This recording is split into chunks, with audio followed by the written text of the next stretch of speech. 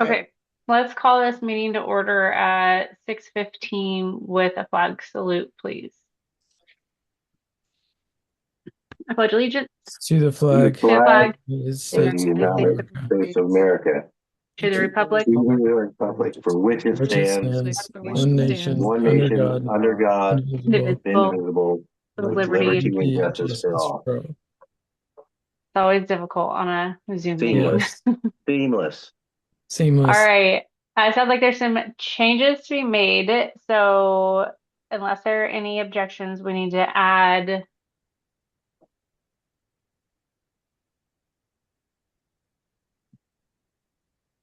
think it might. sorry, we need to add uh, item 2D for a budget hearing. And then we will need to add a 5D for the resolution. Are there any other adjustments to be made to the agenda this evening? What were those numbers again so I can get them on there? 5D and 2D for the budget hearing, 5D for the resolution. resolution. Okay. All right. Do we need to take a vote on this one again? I feel like that got lost in our last meeting too. Do we need to take a vote on the approval of the agenda? My interpretation of that policy is that we do, unless that falls under the consent agenda. It does not fall under the consent agenda. So Laura, can you do a roll call vote on the approval of the agenda, please? George, Yes. Russ, Yes, Jamie, Yes. Soren, Yes. Christine. Yes. Motion carries 5-0. All right, next up is our consent agenda. Is there a motion for this one? I have a motion to approve the consent agenda as presented with the I'll addition second. of 2D. I'll second the motion. Thank you. Hold on a second. Point of clarification. It can't be 2D because 2D would be under consent agenda. That would be the Before budget here. So it needs to be, you're gonna have to under renumber everything, Laura, essentially. Because the budget hearing should be 3 now, patron comment should be 4, so on and so forth. Does that make sense? Yeah. we'll just blame the weather for this. Right. It's a Monday of all the days too. Okay. So Jamie, can we revise your motion, or would you be willing to revise your motion? Make a motion to approve the consent agenda as presented. Thank I'll second the you. motion. Thank you. Um, okay, roll call vote, please, Laura. George, Yes. Russ, Yes, Jamie, Yes. Soren, Yes. Christine. Yes, Motion carries 5-0. thank you. Okay, so next is going to be our budget hearing. We can open that to the public or anybody online to comment on the budget.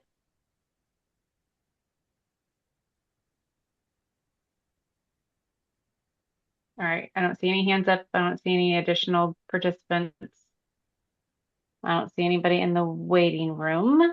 So with that, we will close the budget hearing. And then go into patron comments. Do we have any patron comments via email or anything, Laura? We do not. Okay. All right, then we'll move right into our superintendent's report. Stacy, take it away. All right. Hello, everyone. Sorry we're having to meet this way, but at least we're doing it. Let me get over to the report. First off, any questions that you want to fire at me right off the bat before I go scrolling through it? Okay. I don't see any We'll hands popping up. interrupt if Get that right. you have any. What was that? Oh, I just got lights. Oh, okay. Facilities, transportation. So we're continuing to work with Kings Valley Charter as well as WLA on those contract negotiations to see if that's going to be a fit for the Kings Valley edition. And that's all happening this week. We also have plans for summer work in addition to the summer learning, and there's some conflicting schedules. So we're getting creative with where we're going to put kids and how we're going to make all that work, but it will work. So far, we have about 10 kids signed up and hoping for 20 to 30 more. That's the goal. Schedule systems, K-12 programs, all of the pieces. We're trying to finalize everything before we leave this year to be ready to roll next year. So master schedule developed, a lot of new elective offerings. I did add that in there so you could reference it. We definitely moved all of the core into the morning, which is great to get that out of the way. Sports don't interfere with it. Kids aren't missing core instruction when they have to leave for their trips. We're also adding in quite a few electives with this design. Just opens everyone up in the afternoon to provide those electives. So we are bringing Spanish in-house, sign language in-house, AP environmental science, a middle school agility course program, myths and folklore. That was actually highly demanded by the middle school in their forecasting. So we have one of the new teachers is going to be teaching that.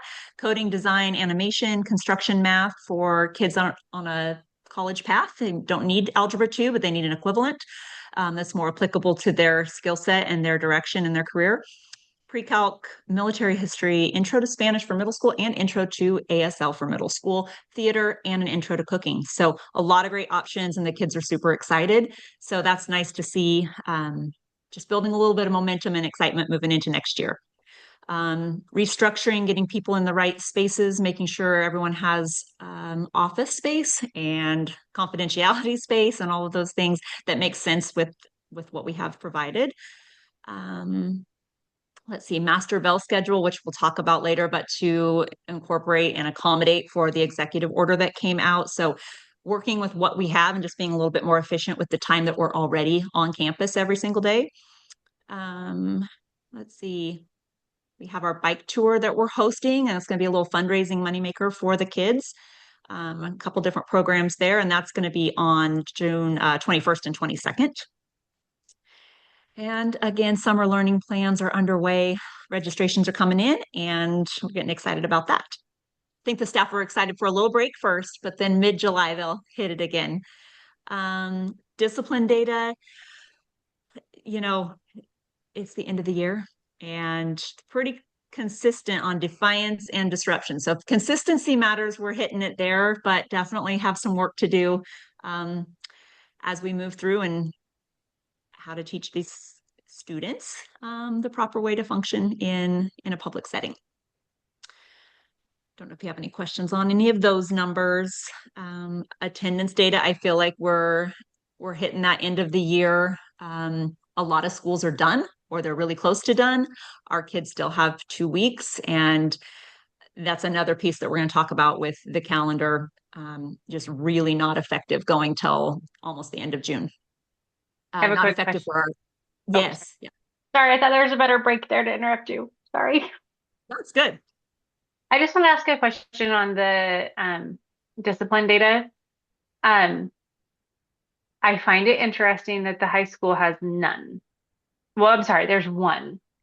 So are they really being better, or are we not reporting it? Or are they handling it better in the classrooms? Like, are our teachers feeling more empowered? What does that data tell you? I think with also the trackers, I am getting 0 trackers. No one's filling out the trackers. I honestly think that staff are tired, to be honest. Okay. I would love to say all the problems are solved and it's getting better. And I do think there's an element of that, that just takes time and it is kicking in. But I think a lot of it is the reporting has died down a little bit. Okay. Yeah. That's fair. I just wanted to ask the question. Thank you for letting me interrupt there. Yeah. Okay. Academic data. So those are all attachments in there. In the July meeting, we'll have official OSAS results that we can look at too. But I'm not a fan of those compared to iReady. I feel like it's a little bit more in depth and consistent across the year. So looking at the whole school results, our reading is doing pretty well, and I would say that's a testament to all the RTI that's in place, the master schedule that lets this intervention actually take place, especially second semester, and the high dosage tutoring that our Learn at Home is providing to our kids every single day. At the end of the day, that's all in reading, and you'll notice the math is not as successful. And that's something that I know the admin team and teacher teams have been talking about. How do we bring in high dosage tutoring for math? Because that's clearly an area that we need a lot of work in. And especially at the secondary level, I would say the elementary, it's just built into their systems, it's built into their structures, and you can see that as you get into the secondary and even up into high school. The red is massive, and that's unacceptable. And so we're going to make changes moving into next year, making sure that we're implementing with fidelity all of the pieces of the iReady. I mean, there's so many intervention supports available. They just have to be utilized, really targeting how we do our PLC work each month and how we work with those kids and get the groupings. You'll also notice in the master schedule, we built all of first period, all middle school math is happening at the same time. And RTI will be available. So we'll have title, we'll have special education, and all 3 math levels at the same time. So we'll be able to truly get those groupings and hopefully start making that huge impact at the middle school level, so that when they're getting into high school, they're already that much farther ahead. Is now a good time to ask a question or just a comment, I guess, about the math iReady diagnostics? I mean, that district-wide math diagnostic 3 is very disappointing. I wonder if that 1% on grade level is an artifact of when COVID happened and we were doing no harm and people moved on. And is that there's an element of that for sure. I mean, it's really, really disappointing to say 1% at grade level. Like how do these kids even graduate? Are you talking the grade 11? Yeah. Like yes. It's I think there's a mix there, Soren. I think there is an element of move them along, just everything will be fine, and then it catches up to us for sure. I also will say with the iReady, we found that it maybe wasn't being implemented or executed the way it was designed to fully, and kids weren't necessarily taking it seriously. Right. I've read that, it works much better at like elementary grades. And then once you get up to middle school and above, the kids it's not quite as good at catching those things, I guess. Yeah. And I think it takes a different approach that we're working on as we move forward. Yeah. Yep. But definitely the high school, actually every grade level from 7th up just continually decreases dramatically. And that's a sign that we need to make some changes, and that's what we're doing. Other questions on the math?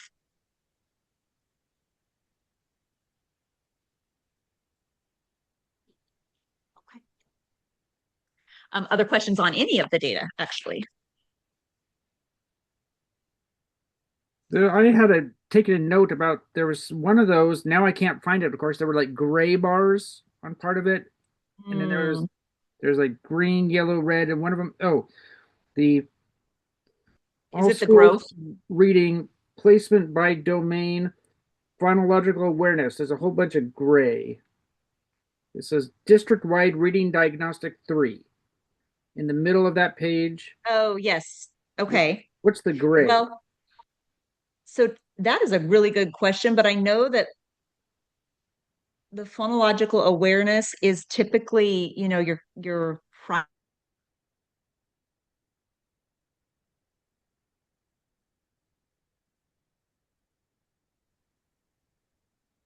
Can you guys hear me? Yeah, I hear you. Just Stacy It is not. froze because our lights flickered and they're still flickering. So it'll only take down my Wi-Fi unless I put the generator on. So if you lose me, I don't know if anyone else is having flickering lights, but Same. okay. It'll take me a second to rejoin if we have to start the generator. Yeah. More than a second, but keep going. Sorry, keep going.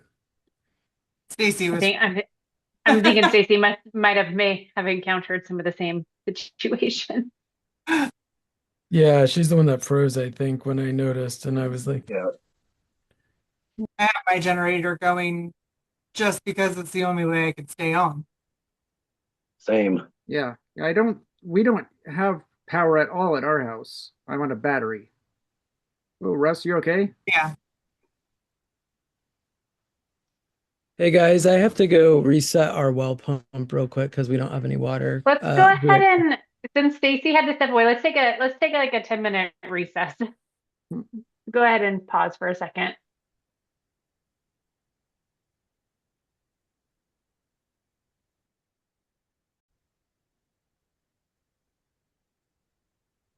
All right, Stacy, looking it back to you. We were talking Yeah. about data specifics. Yep, back to the iReady data, looking at the reading for all schools. And Soren had asked about the little gray boxes. That is not assessed either due to grade or domain. And so phonological awareness or PA is a priority skill one, typically at the kindergarten, first grade level. So really is going to have a small sample of students who would have participated in that. And down below, it kind of denotes that it's also in light gray, which is hard to read. But any of those, it just says due to grade or domain exempted, it's not assessed. Okay, I see that now. Thank you. Okay. Yeah. Other questions? Can I ask a question that from the bike tour comment earlier? Yes. So a couple of years ago, the school hosted, it was called Cycle Oregon. I Mhm. think it was a very successful fundraiser. Mhm. But from what I understand, that doesn't exist anymore. Is this a similar type of thing? It is. It's really similar. It's a little bit smaller. I forget the acronym, but is it Bike Pacific Northwest? It's a small Like a group. bunch of people on bikes coming through and camping at the school. Yep. Great. Exactly. Yep. And they're going to they are giving $700 for like just to be on the facilities, and if there's any power use or anything like that, that goes directly to the school. There's a $2,000 grant that they are giving to the school, and we can use towards whatever programs we want. And then they're also having kids help with the bags and help pick up cans and those kinds of things. And those groups get to take all that money as well. Great. Yeah. And he's been great to work with and come out a couple times with Laura and I. So yeah, be a good experience.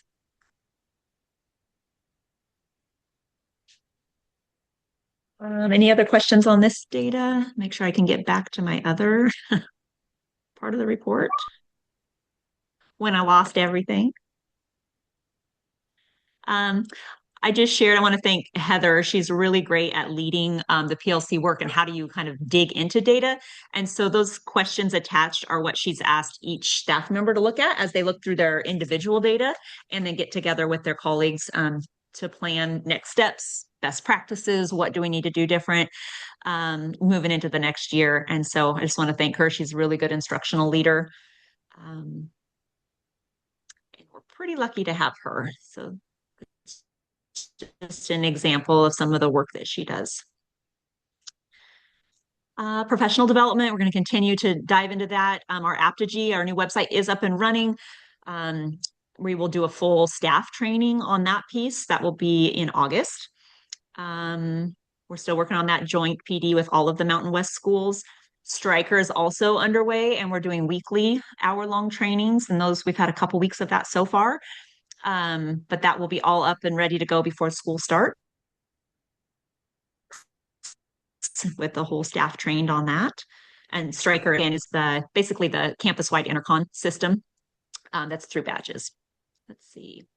And then, of course, we're putting together some trainings for the staff on that in-service week. We have ASD training, and it's going to have some sequential training that follows that are more specific, but we wanted a whole staff training because it's just universal practices that are really, really effective. So we're going to have that in place. We're doing a PSYOP training as well, just trying to get those dates finalized. Athletics, Sports U is all set up for all of our athletic programs, and coaches have those. Talon's doing a great job getting that started and implemented. Summer League is underway. I know the boys played, I think, 3 games last Thursday. They're practicing twice a week. I believe the girls are also practicing twice a week, and they have games all scheduled as well. So that's kind of exciting just to see things picking up again. Congratulations to all our spring athletes in their state level competitions, baseball, softball playoffs. And then also we had a couple students, the Petter twins, both went to Hayward Field and competed at the state level and did really well. So super exciting. And also on our, I guess, agenda item is the cross country co-op with Philomath. So that will be later. Any questions on any of those pieces?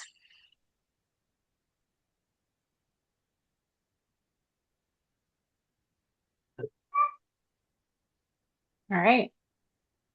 I think you had some stuff in there, some informational pieces from PACE around trips. Yes. Anything you wanted to add in there, or was that just informational for us?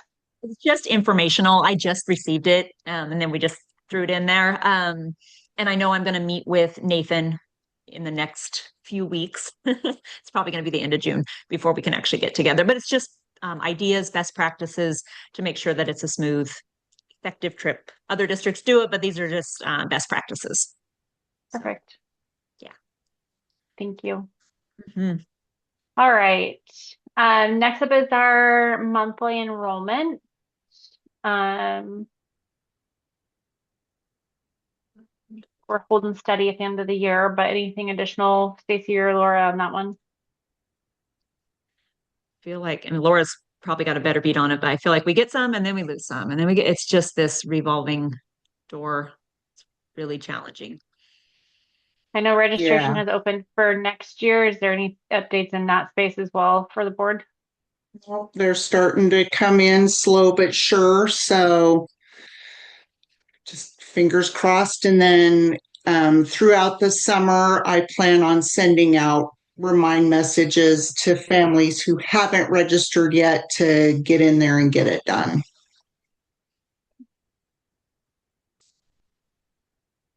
Questions from board members?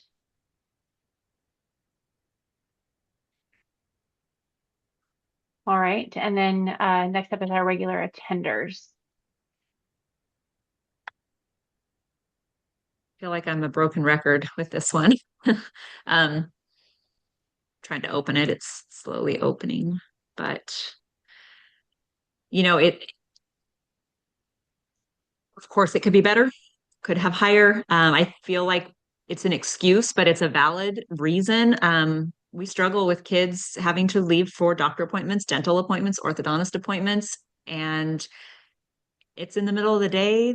They miss sometimes the whole day. And so that's just a real struggle that we have to deal with out here. I would say overall, we have a huge group that are strongly attending every day. And then we have our high flyers that it's a battle. And that's why we have wrap services and teams of people reaching out, offering supports. What's the roadblock and how do we help? So I would say our staff is on it as much as we have the influence to be. I'm looking at month over month from like year to year, and really we're holding in kind of the same space. I mean, we're not drastically lower or higher really anywhere, which is consistent. I mean, if nothing else, right?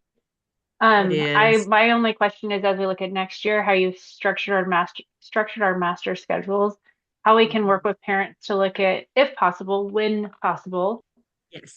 using the afternoons for those appointments so kids aren't missing core classes and advertising that kind of I mean, I don't know if you want to advertise in the same school, but it's going to happen. Yeah, absolutely. No, and I think that's valid. I mean, that's traditionally why those things are scheduled that way.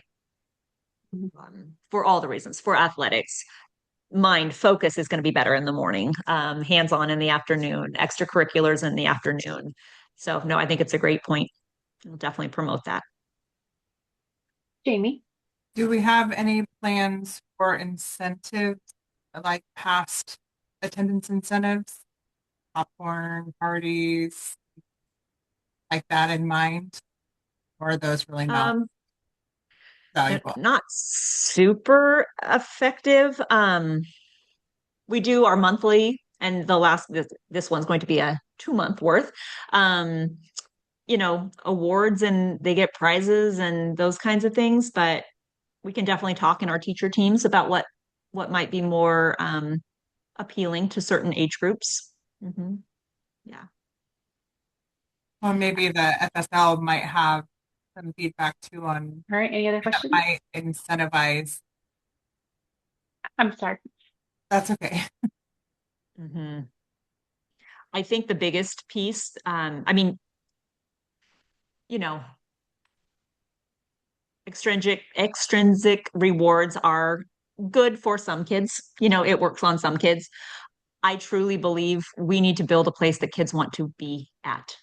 We need classes that kids want to take. We need classes led by instructors that people want to be in their room with them, in their presence, and excited to learn from them.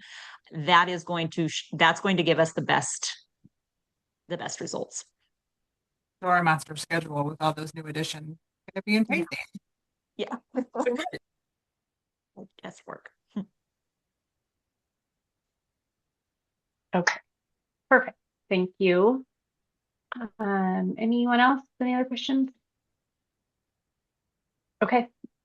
Thank you for all of that. Next, we have our Learn at Home June principal report. Ms. Shunk. Hi, everyone. Stacy, first, thank you so much for your kind words. I really appreciate that. And I love that working with our staff over these years, there's a lot of trust that needs to be built, and I appreciate your support and promoting that work that I do with them. So thank you so much for saying that. Okay, so we had a May-June assembly last week, which was a lot of fun, and you can check out the slides there as normal. And we also have our we record all of our assemblies, which is a lot of fun too. So if students aren't able to get in, or if there's any tech issues, they can still participate and listen to the assembly. And then we have our newsletter, our June newsletter, getting ready for the summer vacation and the transition to that, and really pushing, making sure registrations are coming in. But also in preparation for what it means to separate and be ready for the summer, and what that means emotionally for our students as well. So we get a lot of like, oh no, we're not going to see you, and stuff like that. So we want all of our kiddos to know that we're still thinking about them over the summer. We welcomed a new student in our first grade class, which was wonderful, and we like to highlight that in our assemblies. And we had our last treehouse meeting today, and then we ended up as a staff meeting today, and we're going to be meeting tomorrow doing planning work. But I'm loving this because our staff is like, we need more treehouse time together. So this year once we started the tree houses, they only met once, maybe twice a month. And now our staff is thinking about ways to incorporate that more frequently, which is just wonderful. They're seeing that the kids are really loving that extra little community and team that they're a part of. And they're all wearing their shirts. I'm wearing one of the shirts right now, it's just really wonderful to see. They're very proud of this new element. Next year, we're going to be doing Stacy mentioned earlier too that we want to focus on that intrinsic model. And that's what we're going to be doing more with our tree houses as well. But how do we contribute to a team, thinking about not competitions where we're like at each other, but how do we support each other? How do other tree houses support other tree houses? That whole piece is going to be added in next year, which is going to be really nice to see that layer going in. Our family partnership, when we go through OSAS testing, there is so much communication and so much collaboration that has to happen. I would say even more during OSAS testing than other times, but luckily for us, we have such strong family partnership anyways in terms of communication. So our OSAS testing is extensive. It's a lot of work in terms of what parents have to do at home when students are being remotely tested and that whole piece. So I'm grateful for that partnership and the communication. Our academic growth, Stacy mentioned earlier when we're looking at our iReady piece, while we're very proud of what we saw in reading, we see that math is an area, and as you noticed, math is an area of growth that we absolutely must target next year. And kind of talking about what I introduced during our last board meeting with the departmentalized approach that we're going to take, I feel like that's going to be the right approach to the right person. We have Mr. Cedarlin, who has just shown incredible skill with math with his fifth and sixth graders this year. And he's so excited to bring that to the entire second through seventh graders next year. So I feel that we're going to see a major leap in that. Let's see, our student engagement, the students participated in a virtual talent show, which was a lot of fun. And so it was really neat to see all of the students video, they posted their videos on something called Padlet. And then students went there, watched the videos, and added really encouraging, sweet, kind, heartfelt words for the other students. And that was really nice. And that's cross grade. So that was really wonderful to have that. And Mrs. Bauer is the one who really suggested and promoted having a talent show. So I'm grateful for that. And then last but not least, I attended a resource fair in Sheridan, Oregon. And that was wonderful. I was invited by the people who do kind of like a homeschool type collaboration, and they had lots of different vendors and other actual online focused schools there as well. So it was wonderful to be able to represent, learn at home, talk with families, and then also share about Alsea School District. And there were so many families there. I couldn't believe it. I don't know if you've all been there, but it's a very small town. There was a huge turnout though. So that was really lovely to see. And I'm really looking forward to the next resource fair that I get to attend. Any questions? Okay. Thank you all. I don't see any. Thank you. Oh, good. Okay. I just want to mention that last month there was the question on that departmentalized approach that we're going to be doing. And so I did research and sent that out to Laura to forward to all of you so that you had that a better understanding of where that comes from and what that's going to look like for us for next year. All right. Thank you all so much. Thank you. Okay, up next, it's going to be our financial board report. Stephanie? So following Heather's really rough, actually, because she's always got these fun stories of all these kids and all the fun things she does, and I just play with reports all day. So anyhow, Not just reports. This is what keeps us operational.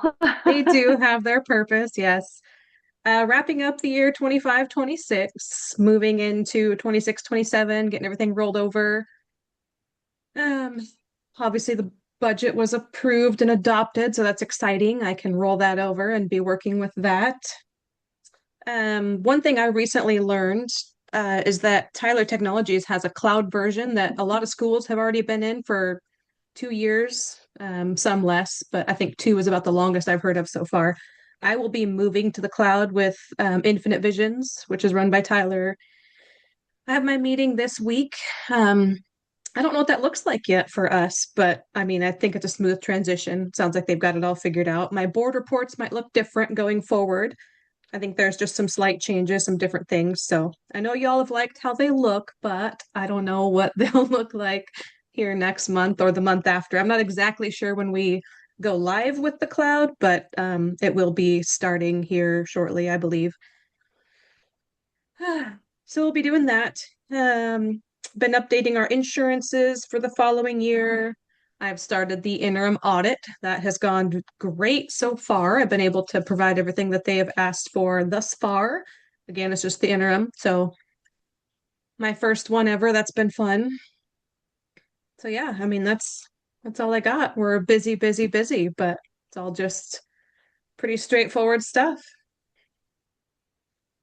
Can I ask a couple questions about something? I just want to make sure I'm reading things correctly. I got on page 2 on the revenues. There are some things in parentheses. In 3101, the state school funds, there's like in the projected column, there's a parentheses around 410,765. Is that an example of that May surprise where they claw money back? There is that. I'm not following exactly which one you're looking at the moment, but yes, obviously anything in parentheses is a negative, so that's something we'll have to true up before we go to the next year. It looked like we were receiving more money than budgeted, and then like actual revenue was 4.48 million, and then projected through 531 there's 410,000 that's in a parentheses, and I'm just like, did they take some back there? I'm sorry, which one are you looking at? General fund statement of revenues, 3101, state school support funds in the third column projected through. Okay, there we go. So yes, that would be if they take any money back, which I don't think they took any money back. I think we actually got money on that one. 43 or 48. That I think appears that's the to be May surprise. Oh, good. 410,000 in our favor is what it appears. We did get a payment from them, yes. So we didn't owe in May. We actually got money back from them in May.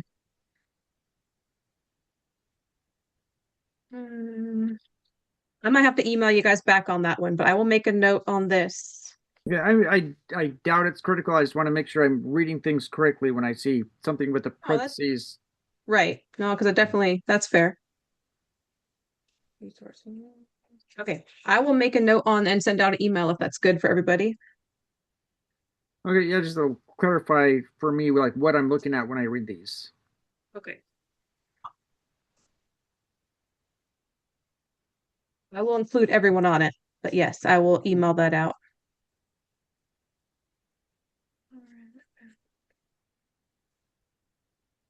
Okay. Any other questions?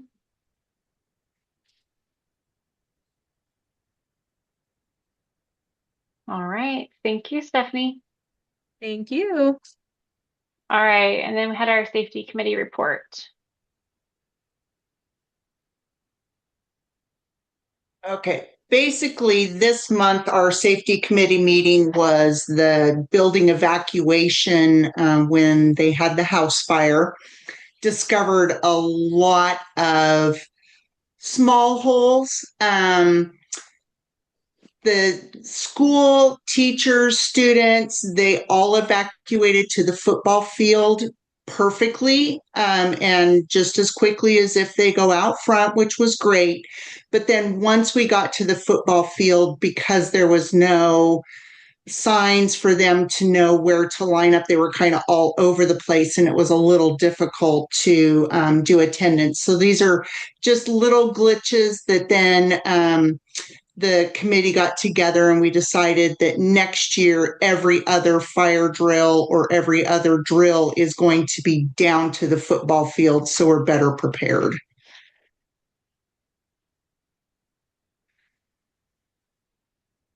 Jamie.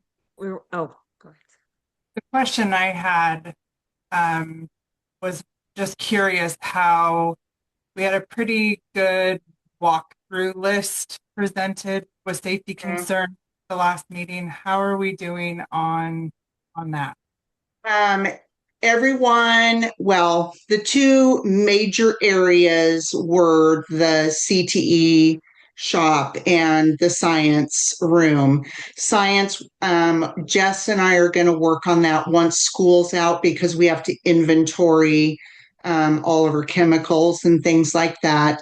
The CTE building has cleaned it up for now.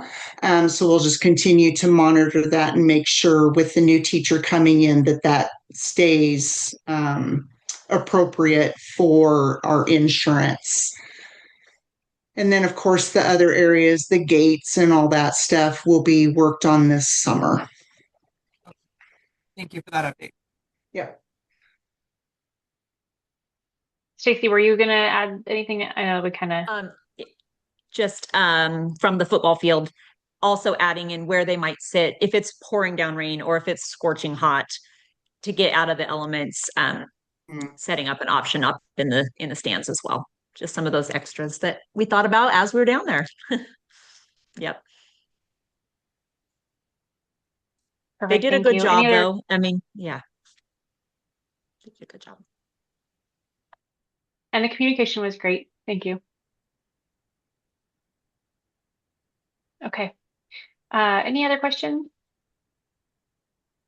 Sorry, my least favorite thing about virtual meetings is I end up cutting people off, so I really apologize.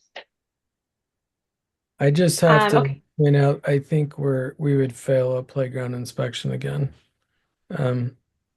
So I don't know what we're gonna do about that whole mulch thickness thing, but it doesn't really seem to ever change, which was what I mentioned in the very beginning. And I don't really believe necessarily a kid's gonna fall and have a head injury, but if it is a point of inspection, we probably ought to have a pretty consistent process to rake it and make sure it's at the right thickness at the fall points. And WLA did let us know this summer when they came and did the inspection, and we told them we had just switched it out.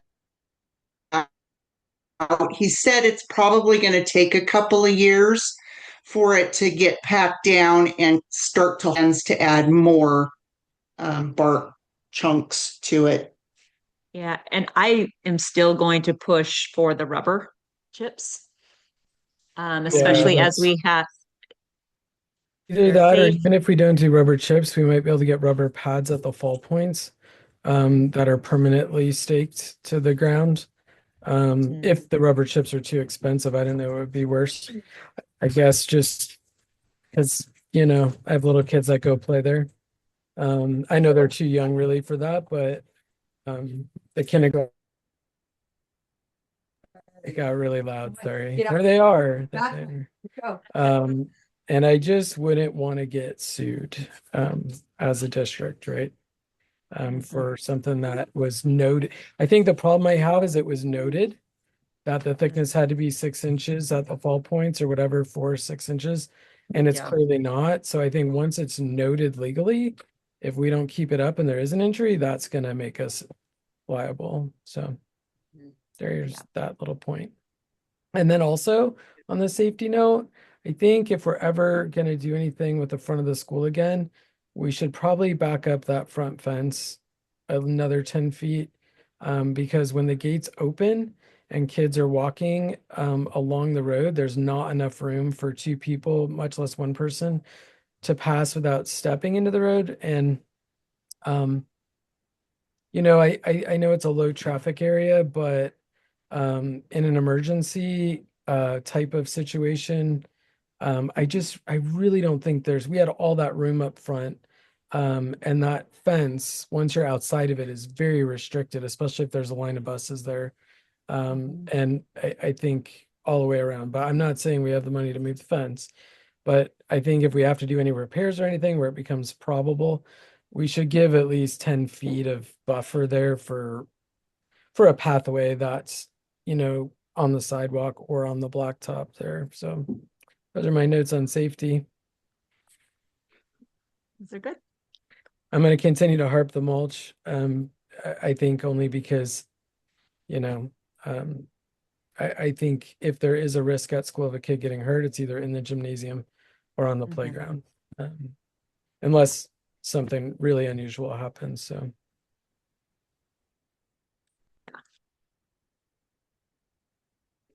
All right, thank you. Appreciate those call outs. Okay, next up we have new business. So our first item on the agenda is a cross-country co-op with Philomath. I think we just need a board approval to move forward with that. I know Philomath is doing the same thing right now. Okay, I'll make a motion to accept the proposal for cross-country co-op with Longwood High School. all right, is there a second? I'll second the motion. Is that a fall sport or is that a, It yeah, is fall. Mhm. yeah, that'd be really good to add in with track in the spring. So I do have a quick question. Historically, we've usually just co-op with Monroe. Does this impact if we want to co-op with Monroe and any other, like in baseball next year? Like as long as we can't co-op in the same with two schools in the same season, right? But Same season, same sport. Yes. So fall is good. Spring sports are great. We could even do the wrestling again with Philomath in the winter if we needed to or whatever. okay, perfect. Mhm. Any other questions? All right, Laura, roll call vote. Okay. George, Yes. Russ, yes, Jamie, Yes. Soren, Yes. Christine, Yes. motion carries 5-0. Thank you. Okay, next is our ALC charter contract for June of 2026. Stacy, I'm going to hand this to you first to do an overview before a motion, if that works for you.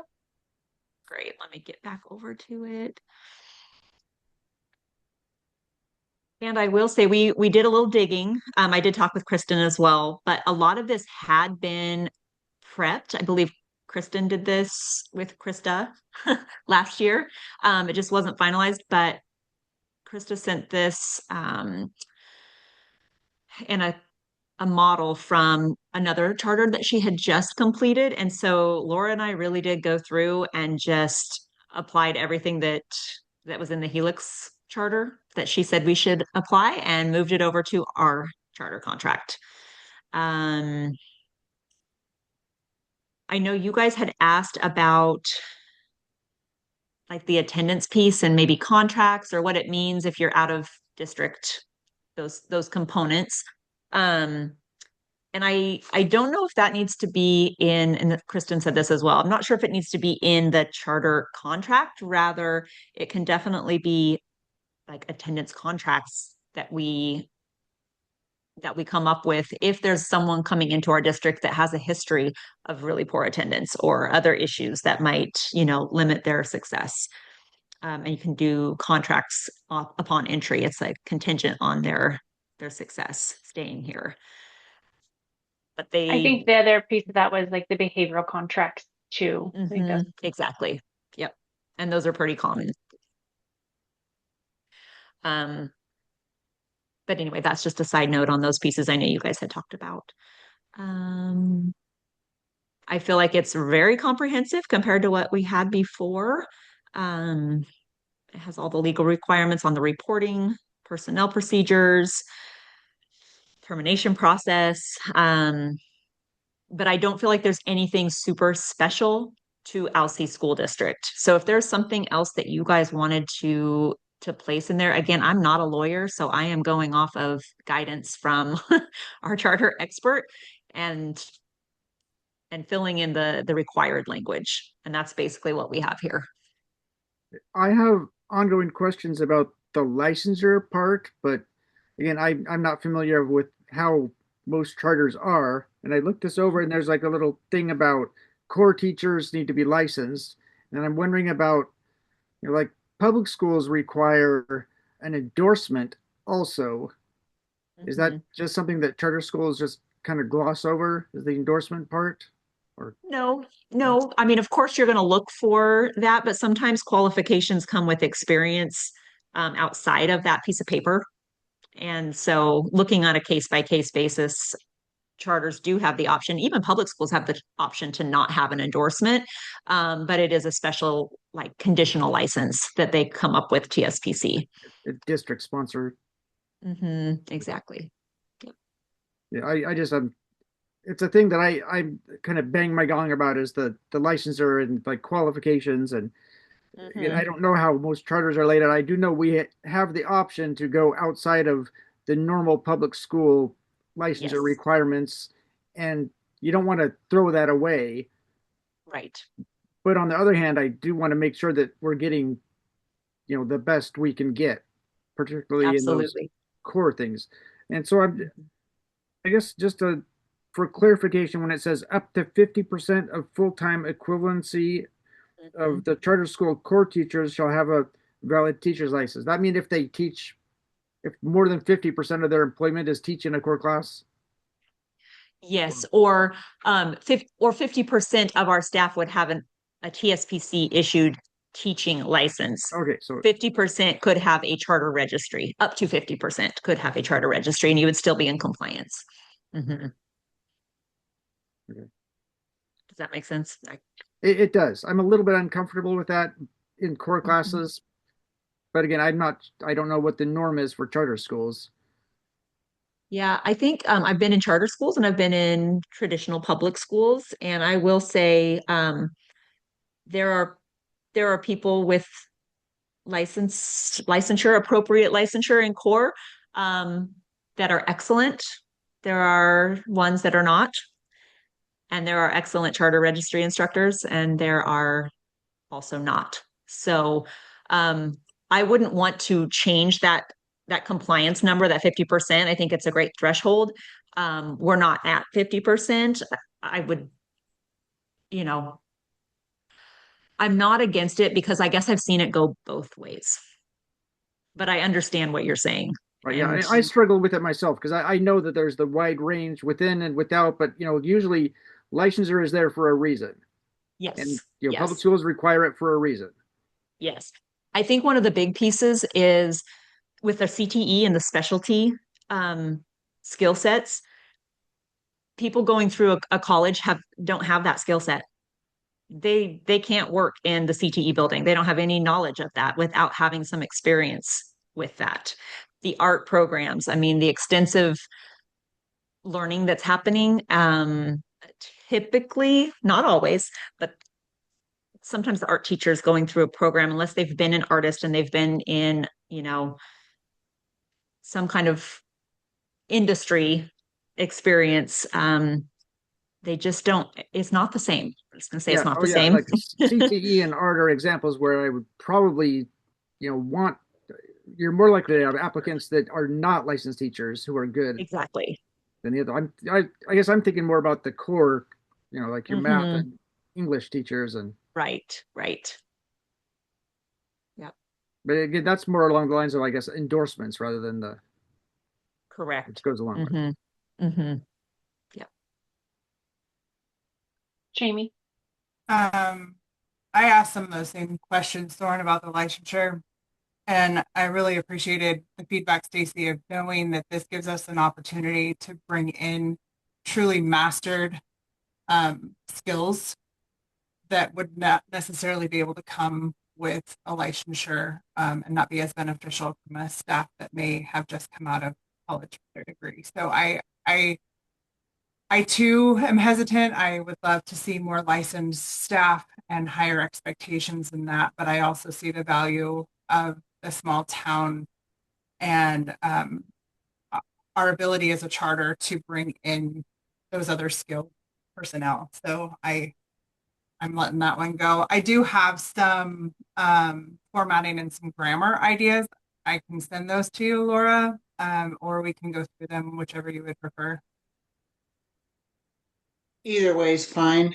Okay, there's some formatting and I'm stuff good with you emailing her them. Sorry, that's horrible. That's fine. I'll email it.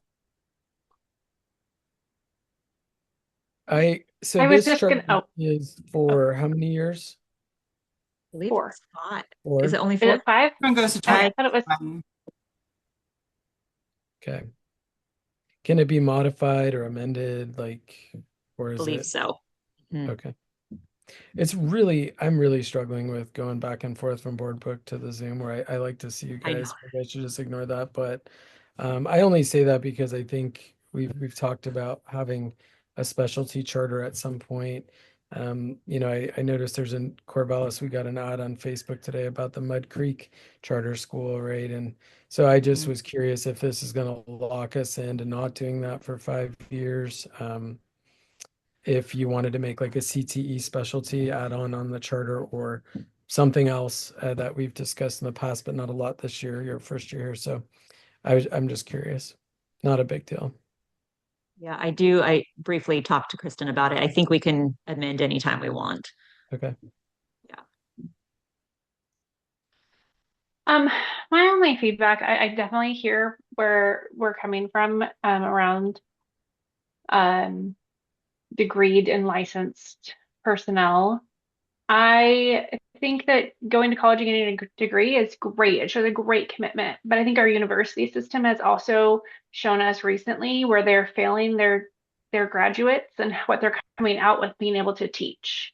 And so, and I say that because the university system is saying that they're saying that they're not teaching the fundamentals of reading to their college graduates so that those teachers can teach students, and so there's changes being made in that space. And so I definitely agree completely that a college degree shows a great commitment and time and energy in sticking with something.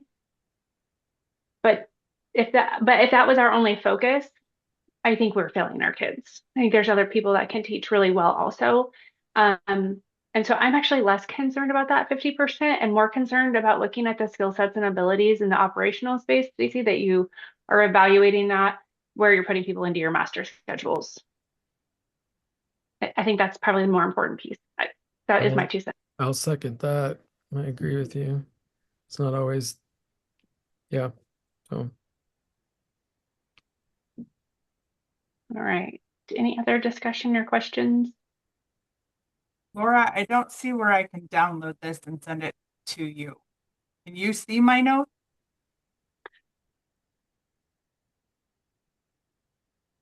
Your notes in board book, Jamie? Yeah.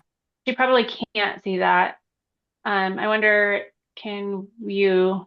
I can just send it to her and then You could probably take your notes out of board book and email it to her though, like I copy and have paste. using colors and Oh, stuff. look at you go. Sorry. Screenshot it. Okay. Well, maybe I can just set up a time to go through it with her. That might be easiest because it's really being funky. Yeah, that works. Okay. And maybe even just a proofread chat or AI tool might catch some of those too. Okay. well, I'm wondering too, Laura, when you uploaded it, did it remember how we had it in one format and then when we shared it, it changed everything when you uploaded to BoardBook? I am wondering if that shifted because remember how much we had to correct? Oh, yeah. Good Running times. numbers crosses over well, but there were 'Cause- there was definitely some, I think, for example, I think one of the things that stood out was we used standby. We use the terminology CBA in one section. CBA is capitalized, like collective bargaining agreement is all capitalized, and the rest of it is not. Just little tweaks. And I don't know if that's critical or not, but we're going to do it and it's going to be formal and out there. I would just love to do a double check because there's definite correction. Yeah, I agree. let's look through our master one, Laura, because I feel Okay. like there were a lot of switches when we were trying to get it up to the drive and then back out to Right. Word and Yeah. Formatting. And I would just call out the first sentence still has the date that we've entered into and executed on July 12th, 2021, but that probably needs to be changed. I'm trying to see what that definitely changed. So Laura, I don't know what we put in there. Well, we did leave it July or the 2021 date, but do we want to, I think we need to maybe ask Kristen if, because that was the original date of the charter agreement. But I think we'll need to definitely update when the vote passes, because that day is still showing 2021. Yeah. Okay. But you need a vote on this tonight though, correct? Do. Yeah. Okay. Mhm. Okay. And then we can also make some amendments, but the overall, I think what the board's asking questions around the overall intent of the language and not and getting clarification on that. So around that space, are there any other questions?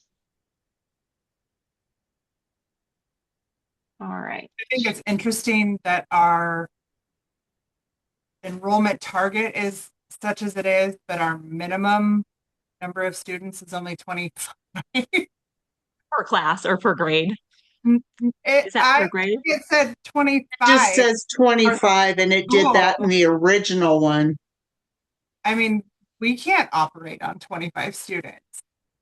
No, and see, I remember it saying per grade, like capping it at 25 per grade. No, it's 23 cap per grade. Oh, okay. Let me see if I can find the 25 language. Well, it's not even opening for me right now. I think we also need to make a note that the reports are due in December, so we should have that on our agenda for December's meeting.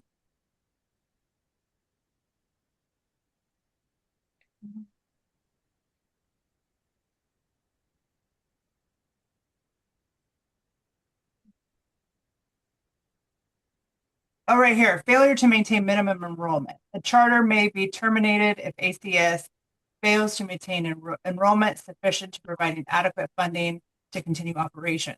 At no time shall enrollment drop below 25 students. Yeah, that wouldn't work. No, and I'm wondering if that's a statute related number now that I see the ORS right next to it. It probably is. On that, but I mean, we can't operate with 25 students. I'm sure we would be canceling that way before 25 students. And Stacy, interestingly, it notes that Stacy, the Helix charter also said the exact same thing of 20 won't drop below 25 students. So that must Must be statutory. some kind of language. Yeah. Mm-hmm. interestingly, it says that you're supposed to adjust that annually as part of the budget preparation process. Yeah.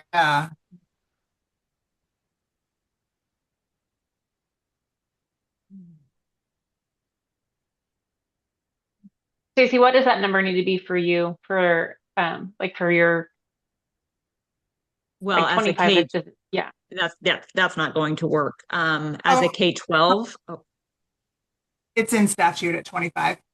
yeah. Anytime they put the Okay. ORS next to it, there's usually It's specifically listed in ORS of active enrollment of at least 25 students. Okay. There we go. Yeah. All right, so it sounds like we're back to really formatting issues more than anything else, and then checking on whether that date needs to be today's date rather than the July date, or sorry, the 2021 date. Yeah, and see, Laura, I know we changed that. I feel like maybe this is not the final version. But maybe it is. Maybe. We will get it fixed. We will. So you want we have to turn this in though to have our We do. June 30th is it? Yes. Yeah. Okay, I will make a motion to adopt the charter for the Alcee Charter School effective July 1, 2026 with edit to formatting and corrections to dates as needed.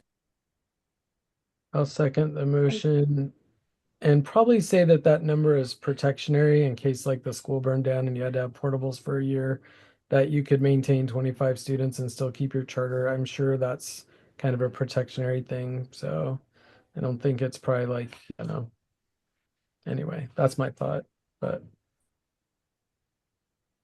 Accurate. And then I just want to ask clarifying question. Do we want that date to read June or do we want it to read July? Probably has to read June sometime, right? If it's due the 30th. Mhm. Wouldn't it be, isn't it effective July 1st? Well, it could be June 30th or July 1st, I would say. But I think July 1st can work, but I think it just has to be on the record as approved before June 30th, by June Okay. 30th. Thank you. All right. Any other discussion or questions? All right. Laura, can you do a roll call vote, please? Lauren, Yes. Jamie, Yes. Russ, yes, George, Yes. Christine, Yes. motion carries 5-0. Thank you. Okay, next is an updated calendar for 2026, 2027. Stacey, do you mind just giving us an overview of what's changed in I'll this one? just say this is the most exciting school calendar I've ever seen. I'm like totally pumped to approve this. I don't know how you did it, Stacy, but Forest Fridays in September is perfect. Yes. So, well, thank you for Out that. June 11th, start August 25th. Or 31st. It's a good calendar. I'm stoked. So when the executive order came in April and governor had a lot of new, rules and regulations, and then all the unions and COSA and ODE, everyone was like, wait a minute, you can't do this. There's no way this is happening this year. Then she just released the final version of the executive order just a few weeks ago. So it made me stop and think, okay, how can we totally revamp what we have? Because no one wants to go to school all the way through June. Like it's just not effective. How do we do more with what we're already doing? And so we basically gutted the bell schedule and we are adding in. So yes, we are reducing the number of contact days, getting rid of those last 3 days in June, cutting out the Fridays because no staff and no students show up on Fridays. You can look at the data from this year and I'm sure previous years.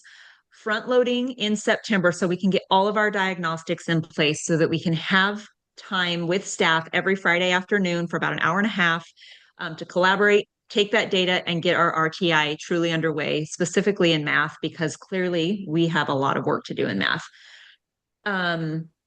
The way that we are making these minutes work is we're adding 15 minutes to first period.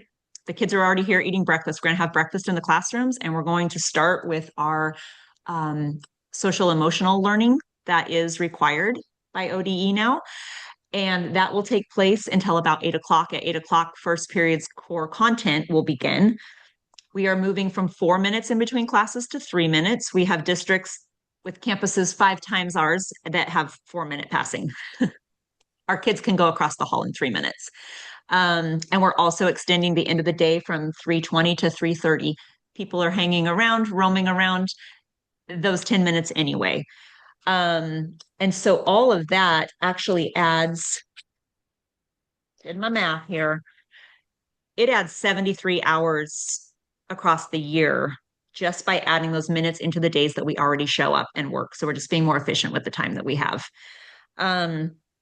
With that, it still builds in 3.3 additional days. If we have a really crazy winter, we have a lot of Fridays that we can add those days back in if we go beyond those 3 required days. My hope is that people will be more focused, more intentional with the time that we're here. Fridays aren't going to be the chaos that they've been this year. And we will be getting out when the rest of the schools in our region are getting out in June. So So I want to make sure I understand that. So school will start at 7:45 and end at 3:30. That's Yep. the new bell schedule. Okay. It is. And then the social emotional learning class is held by the same class that will do the core class at 8 a.m. Yep, it'll just roll. Okay. Mhm. Okay. Yep. So it's okay. Yes, That was just- exactly. And then Mhm. the union bought off on this as well. They're good with it. Yes, I met with the staff, and they love it. They said, absolutely, yes, this is great. Oh, and secondary, we got rid of the break. There was a 10-minute break in there that really was just wasted time. Yep. All right. Are there other questions or a motion to consider in this space? I'll make a motion to adopt calendar for 2026-27 as proposed. Thank you. Is there a second? I'll second. Thank you. Laura, roll call vote, please. George, Yes. Jamie, Yes. Russ. Yes. Oh, I lost my thought. Soren, Yes. Racine. Yes. Did I get everybody? Motion carries 5-0. Okay. I'm opening up these resolutions on my phone really quick. Those get sent to all of us? No. Okay. So the resolution, Laura, are you able to share your screen so the board can see it? I've got 2 different computers going. Would be Okay. able to. Stephanie not there Oh, that would be anymore. amazing if Stephanie could. I don't want to ask somebody to vote on something that they can't see in front of their faces, even though I know we talked about it last month. I don't see. If you send it to me, I don't know if I can, or if I have the rights or not. I don't have it. Stephanie has it. And send it.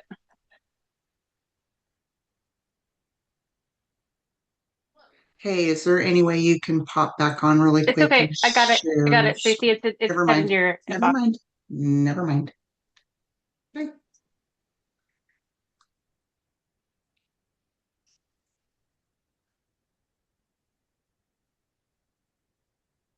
Yay, there it is. Okay. It's loading slowly. No, sorry. Lovely internet. Like, come on. Okay. Stacy, do you live up in that Black Barn Dominium? Is that where you live? Yeah, that's where I'm at. Yeah, I was Losing wondering how power. the cell Wi-Fi was out there. Yeah, it's horrible. I bet. I thought that was your car up there all the time, but Yeah, yeah. Stacy, I made Okay. you a co-host. Okay, good. It wouldn't let me. All right, screen. Share. Okay, can you guys see that? Yes. Mhm. Okay. So, I'm just gonna make this a little bigger on my screen. Sorry, guys. You're able to, Oh. I was able to zoom in, Right. so I can zoom it if you want. That's easy. Okay. So I was just gonna make a motion really quick if there weren't any questions, but I'll start with that and then we can move into discussion if we need to.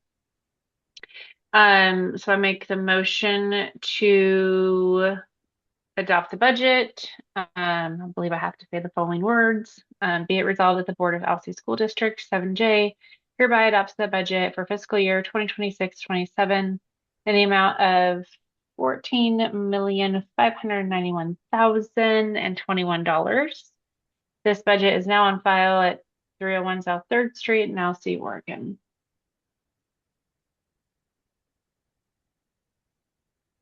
I'll second that motion. All right, any discussion? I gotta get back to my I screen. just had, in the past, wasn't there a mention of a tax rate? Yes, there's another resolution just below it, Okay, and I it's think I not. have to do through all of these, right? Yes, I think so. Yeah.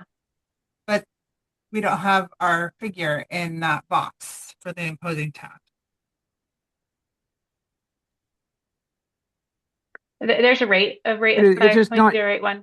it's not in the box. It's right next to it. Yeah. The amount of. I thought our rate was way less than that.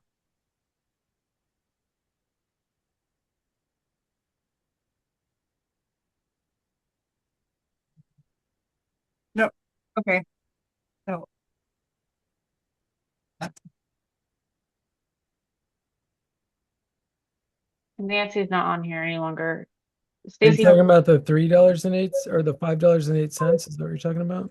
yeah, and because it lists a blank amount, which I thought ours was less than 5.08. Uh, I thought Or it was three at the rate of something. 5.08. So I guess that's where my question lies, and it's blank at the next section. Isn't this the exact same form that we had last month? No, this is a little bit more detailed, I think.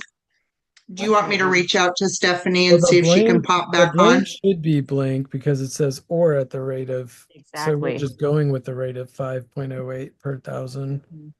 Um, but I don't remember the rate. I don't have it in front of me. That'd be too much. I know, I was gonna say, we probably have it at the school. Yeah. I can text Stephanie and see. I'm texting her. Oh, you are, okay. Yeah, I'm just gonna see if she can pop back on and I can't honestly remember what it was listed as. that linked in last month's board meeting.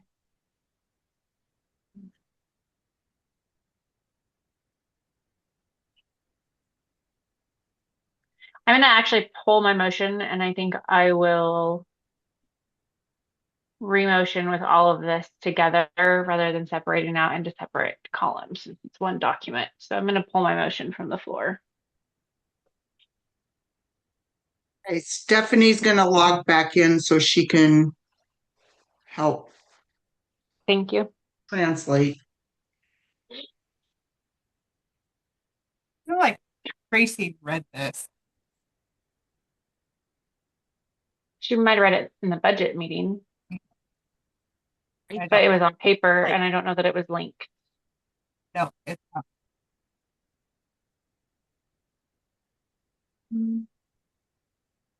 I don't know. I thought they intentionally did leave it blank and just kept the rate, but I think that blank is supposed to be blank if you're taking, if you don't have an amount, you're getting the 508 per thousand of assessed value. I thought someone asked a question if that rate was higher than it was supposed to be, but that's the rate from the state, right? I mean, that's or county or whatever. Mhm. So I'm looking at last year's budget hearing, and the rate is the same. Yeah, It okay. was 5.0811 per thousand to be applied to total property value first determined as determined, not first determined, as determined by the Benton and Lane County assessor. So it's the same rate last year. Yeah, okay. All right. Yeah. Okay. Because if you put So an amount and then the tax rate didn't match it, it would be all kinds of problems.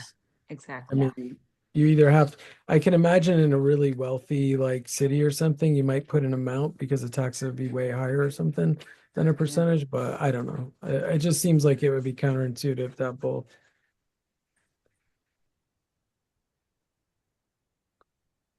okay, I'm gonna make a new motion. Okay, so I am going to motion. Oh, my agenda is all weird. Sorry, my apologies. I'm gonna motion to adopt the budget resolution. So be it resolved that the Board of the Allisee School District 7J hereby adopts the budget for fiscal year 2026 to 2027 in the total amount of $14,591,021. This budget is now on file at 301 South 3rd Street in Allisee, Oregon. Also adopting resolution imposing the tax. Be it resolved that following the ad valorem, property taxes are hereby imposed upon the assessed value of all taxable property within the district for tax year 2026 through 2027 at the rate of 5.0811 per thousand of assessed value for permanent rate tax. also in the amount of $109,000 for debt services on general obligations. And the resolution categorizing the tax, be it resolved that the taxes imposed are hereby categorized for purposes of Article 11, Section 11B, as subject to the education limitation at a rate of 5.0811 per thousand. Excluded from limitations, general obligation bond debt services of $109,000. And the above resolution statements were approved and declared adopted on June 8th, 2026 by the LC School Board. I will second that motion. All right, any other I questions? so Jamie, I just looked at my last year's property tax statement and did the math, and the rate is exactly this. I must be thinking, I think of the bond percentage. I think that's where my confusion is.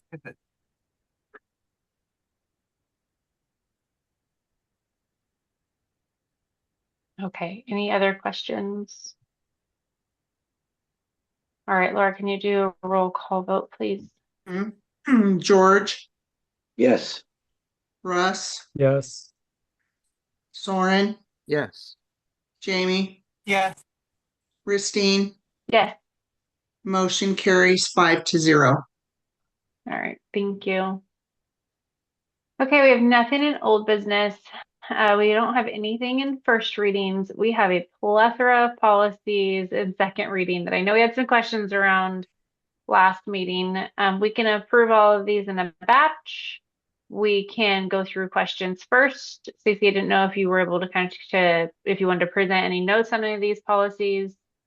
I would from love to last week. present notes. Laura and I sat down and took notes, and they're at the school district. They're at the office. So I guess if there's questions you could ask, and that might trigger what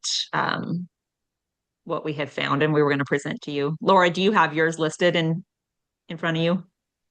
So, yeah, I know Oh. that one of the questions last month was around policy BBC and if things are added to the agenda and taking a vote.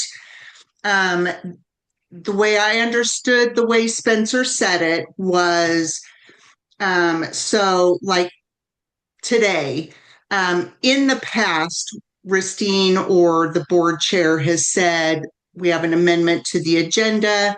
And then if no one has any issues with it, then we move forward.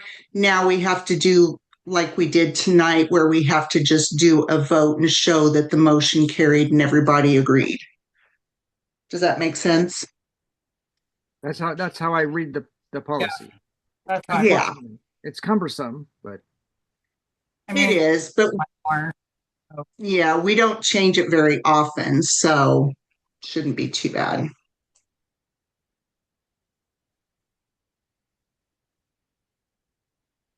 Okay, were there other ones from board members that they remember? Okay, the other option too is we don't have to, if people are more comfortable, we can move it to a third reading. There's not any rule against that.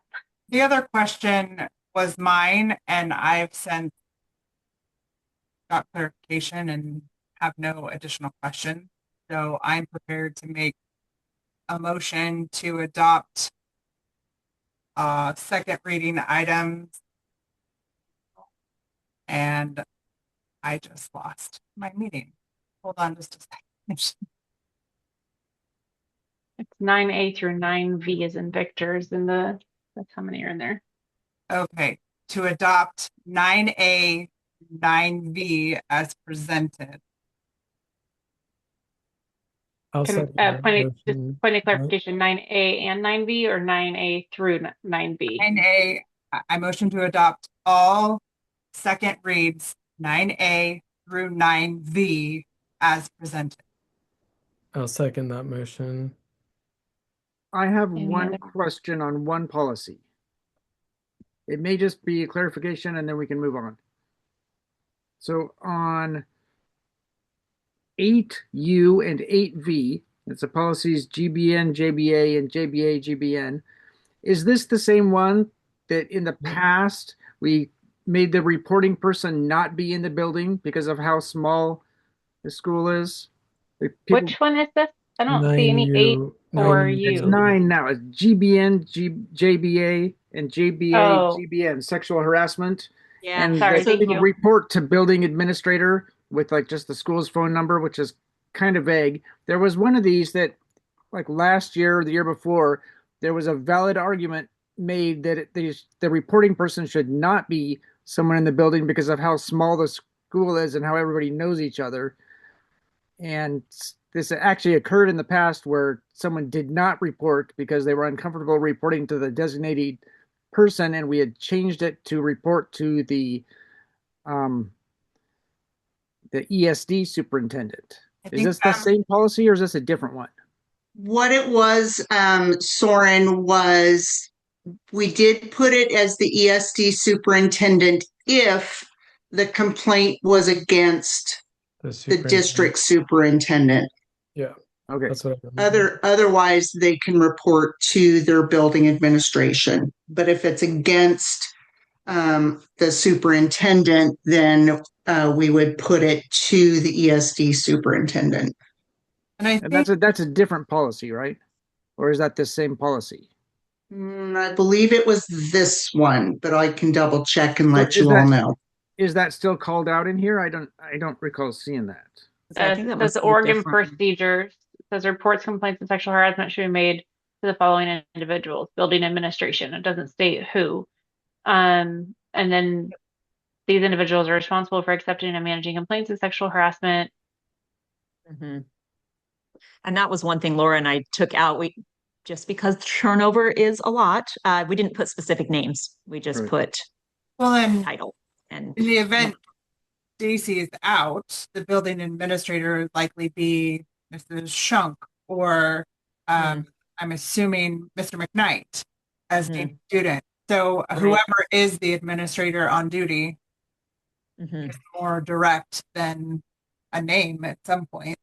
Yes, Right. agreed. In this policy now, it doesn't seem to call out like specifically if it's the boss who's doing it, you report to someone outside the building. That doesn't seem to be called out any longer. Or was that a different policy that talks about within the workforce? I feel like the complaint procedure one, I remember you guys talking about that and it called it out, but I don't think this one specifically calls out to use the ESD. Yeah, I think it was that might actually be a different policy that's specifically like sexual harassment against employees or something like that. Right.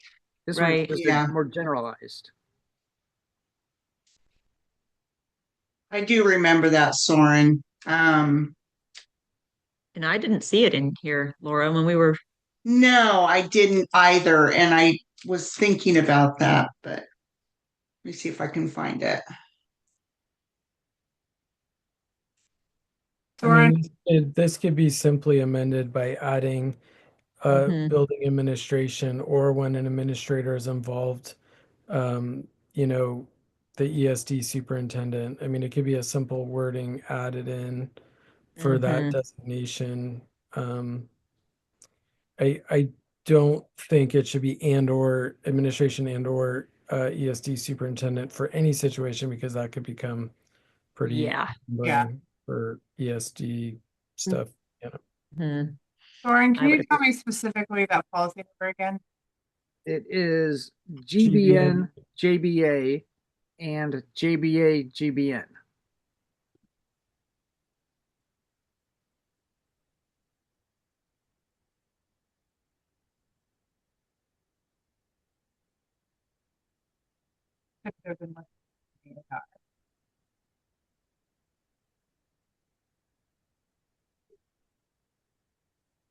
Sorry to bog this down. I just didn't. I'm wondering if there's a separate policy that I'm thinking of that's not this one. You might be right, Soren. I kind of remember vaguely too that there's a staff specific Right. section or an employee specific, I think Yes. is what it is. What section is GBN of the policy manual? It's I found it. Yeah. It's Soren, it's policy GBNAA-JHFF is the one that lists the ESD superintendent. Okay, so this is not that one, in which case, No. never mind all that. Yeah. Yeah, and the old version I'm looking at online specifically calls out Mr. Harris, who obviously we've approved the resignation. Right. So we Right. update it. Yeah. And it's just safer not to have names, even Yeah. though we know someone's resigning. There's so many things happening and so many policies. It's Yeah. hard to remember which ones have specific names in them. Yeah. Okay, so with this discussion, it takes us back to Jamie's motion, which is it remains unchanged because there's nothing in 9U that needs to change, correct? Correct. As far as I'm concerned, that's totally cleared up. Yeah. No more questions. Okay, well then we can do a roll call vote. We didn't get a second. Wait, I what? seconded it. I thought, Oh, okay. yeah. Yeah, Russ seconded it. Like, oh no. It Because was being just online one of throws the everybody things off. quickly. So All right, we ready for a vote? Yep. Okay. George, Yes. Russ, yes, Jamie, Yes. Soren, Yes. Christine. Motion carries 5-0. Any board comments this evening? I just had a question.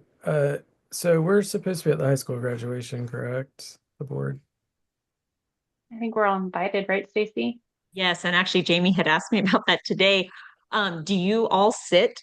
I haven't done an Alcy graduation for so long. Do you all sit together? Do you sit on the stage like what's the past practice? We've usually sat on the It's stage. on stage, I think, yeah. Shake everybody's hand after they get their diploma. Okay. I was Perfect. just curious because the senior banquet, I didn't know if we were supposed to be there. I was there last year for Mia and I saw it and I was like, oh, I wonder if I was supposed to be there. But You anyway, should have not a big received an deal. invitation. Huh? You should have received an invitation. You know what? I might have. I don't remember. There was delicious barbecue. Yes, it That's was. pretty good. I missed it. I apologize. No. Christine, on that note, Russ last year decided to be down with his family. What is your stance on that this year? I believe I'm handing out diplomas to all, correct, Stacy? So we'll have chairs for everyone up on the stage. Okay. Great. You wouldn't have wanted me on stage with my babies there. That would have been catastrophic. Okay, so we got some clarifiers in that space. Any future agenda items from board members? Yes. I want to make sure that we note for July that it is going to be election of officers. And I would like to make a recommendation that we put together a calendar in July. So we know when specifically, I feel like we got to the superintendent evaluation and felt like it was a little rushed. And we have the deadlines of the reports in December. I'd love to get a better grasp of a more formal calendar of when we need to be doing things so we don't realize super last minute and rush and delay. And I just like to wrap that up a bit better. So I'm happy to do some legwork and go back through some old minutes and put together some ideas to present, but I think I would like to see that on the agenda for July. So you want, well, obviously we'll have a couple of things. We'll have board officers. We'll do our yearly adoption of like our legal counsel and things like that.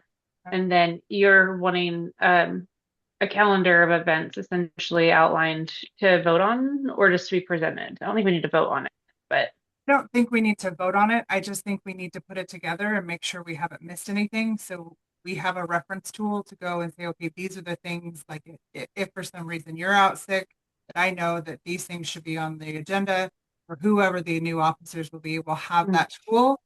And maybe just it's something that we utilize going forward. Because I don't want to get to a point where we're rushing, Stacy in any way to provide documentation for her superintendent evaluation or delaying that and bumping into contract issues. And I just would love to see a more organized fashion to refer to for me personally. okay.